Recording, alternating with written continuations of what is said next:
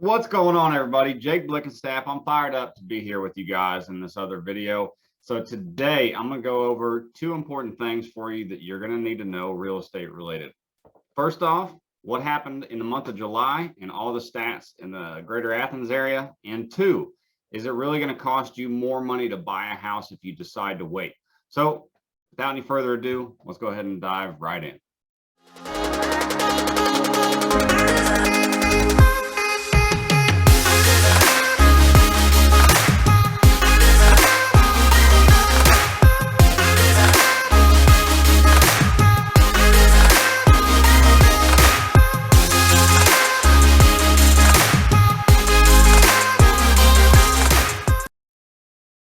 All right, guys, so I appreciate you tuning in with me today. The big thing that I always like to do is to try to provide the most value based on the numbers. A lot of people out there provide information and what's called FOMO, fear of missing out, using fear mongering, scare tactics, whatever's kind of going on in the market right now. Oh, you got to do this, you got to do that. I don't want to tell you anything of what you have to do. I want to find out what it is that you need and see how I can try to best serve you in any way that I possibly can. So with that being said, let's go ahead and dive into what happened in the month of July. Let me share my screen real quick and we will check that out. All right, so I'll be up here along for the ride. All right, so for the month of July, you can see on the top right corner, I just pulled this report today at 5:03 p.m. and this is going to be for July 1st through July 31st. These are all of the surrounding counties and areas near Athens, Georgia. All right, so currently there are 280 active listings in the Athens MLS at this time. It's up from about 260 from about a week ago when I was at the Athens Real Estate Investor Association meetup. It's always good to kind of have some of those stats whenever we go out and about. So we had pulled those. Now, as far as new listings go, there have been 315 new listings in the month of July, and the list price average for those, and this is like I said, a combination of all of the surrounding counties. It's going to be $337,624. Now, getting into some of the important numbers for the closed listings, you can see that right here and here, these are going to be the total numbers for the number of homes that did sell in the month of July. So 264 plus 228 is going to give you 492 homes. That's a pretty big increase from last month. So you can definitely see that we're still in the peak summer selling season right before everybody's going back to school. Now, out of all those properties that sold, the median sold price was $280,000, down a little bit from last month, but what that's going to include is just probably some more homes that's going to bring that average down. And then the average selling price was around $327,614. We're still looking at about 100% list to sales price average. And what that helps you understand is that in a normal market or a not so much of a seller's market, you have the ability to kind of offer a little bit below whatever list price is, but kind of based off the numbers alone.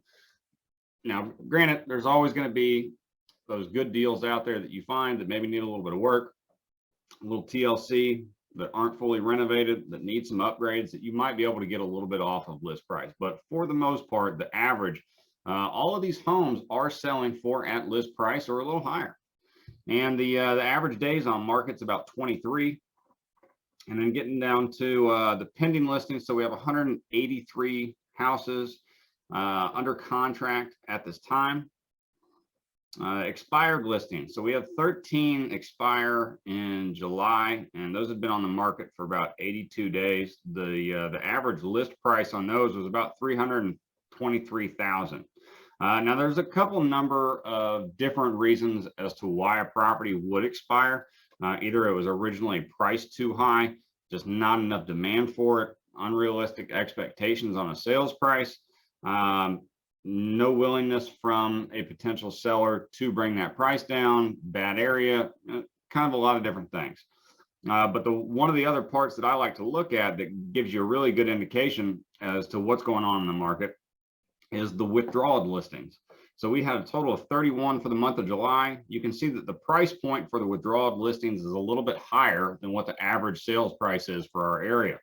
The price point for here was about $427,000, and the average days on market was about 41. So what that means whenever I see that is that there's individuals that were in a little bit higher of a price point for their home, and they didn't need to sell. They wanted to sell. So they put their property on the market, and it was almost like, hey, if somebody wants to buy this at this price point, I'd be willing to let it go, and you could force me to move.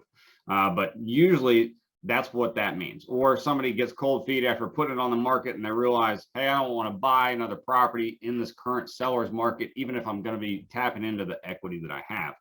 But the good thing is I'm going to be showing you guys here in just a second what it means if you're wanting to buy a house later, as in a year or 2 years from now, and what those numbers are going to look like. So we're going to dive into that here in just a second. Let me switch over to my other spot I wanted to show with you guys. All right, so this infographic, it's a site that I follow pretty religiously. They have some good information, some good numbers that they usually crunch. And what they have is they've broken down what it would look like if you were to get a loan on a home and you were to buy something with a $500,000 balance. And so you can see right here, if you were to buy a home for $500,000 in January of 2021, you get probably a 2.8% mortgage rate, obviously depending on your credit. And what that would look like as far as your monthly mortgage payment would be roughly $2,000. Now, I'm assuming that they're looking at a traditional or conventional loan of 20% down, how they're coming up with these numbers. And what I want to show you this side by side is that these are some other figures from the home price expectation survey done in 2021, the second quarter of this year, which is a little bit after when some of these appreciation numbers had come out. So that $500,000 home, if we're projecting that homes will appreciate in value 12.1% for the rest of this year, you can take that $500,000 home that you could potentially buy this year, and by next year, it will be worth $560,500. So now, if you're in the market for that same home this time next year, now you're going to be spending $60,000 more, along with the increase in interest rates. So instead of being at a 2.8%, their projection roughly about 3.4%. So now that same house is going to cost you $2,486 a month compared to $2,000. Now, for the second year, or in 2022, home price appreciation rates are expected to be in about fives. So 5.12, you have over here 5.3. So it's kind of like a little bit of a rough average. So if you increase 5.3% from that $560,000 house now, the following year, it's now worth $590,000. Interest rates expected to further increase. So we're looking at maybe 3.8%. So now that same mortgage on that house that you were looking at is now $2,750. So I just want to be able to break this down to you guys on if you are planning to move, if you are looking at homes now and you're like, man, I don't want to buy anything in this market right now. Well, it's only going to get more expensive as interest rates start to increase. And realistically, everything that I have seen does not indicate that the market is going to be slowing down much over the course of the next at least 2 to 3 years. Now, I'm not saying that some extenuating circumstance can't come in here and, you know, have us have a little correction. There's nothing that I've seen that is going to allow us to have any kind of crash like we did in the 2008 to 2010 timeframe, just because there's a lot more regulations in place. They're not giving all of those subprime mortgage loans out to pretty much anybody that can breathe and sign their name. So it's a completely different climate as it was back then. And ever since that time period, even though we had all those foreclosures on all those homes, we never actually had the new construction of homes catch up to current demand through that entire time period. So we have roughly 5 years of new construction homes that still need to be met demand-wise. So that's why, in my opinion, for the next 2 to 3 years, we're still going to see a steady increase in home price appreciation until that new construction demand can be met. So once we hit there, I think we might see definitely it stable out. We'll definitely see a little correction, but I'm not seeing 50% on any of your home price values.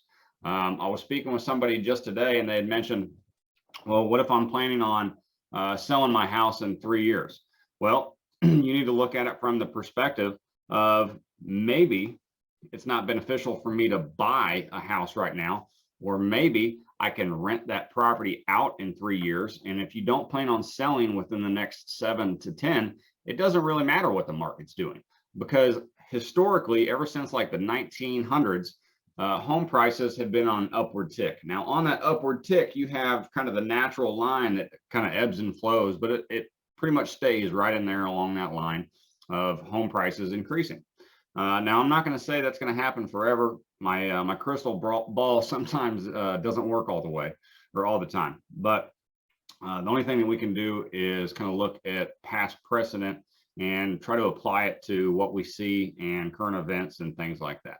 But I hope I brought you guys some value and some insight as to what's going on in the market, especially in the Athens area, with the properties that are currently available, how fast they're selling, how much inventory we have, what the current price is, along with what we can expect based off appreciation predictions.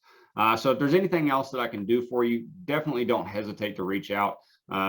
Click like, subscribe, follow me on social medias, reach out to me if you have any questions. And if you are looking to either buy or sell a home, definitely reach out to me as well. Either myself or my team members would love to help you out with any of your real estate needs. So I appreciate your time, and we'll see you guys on the next one.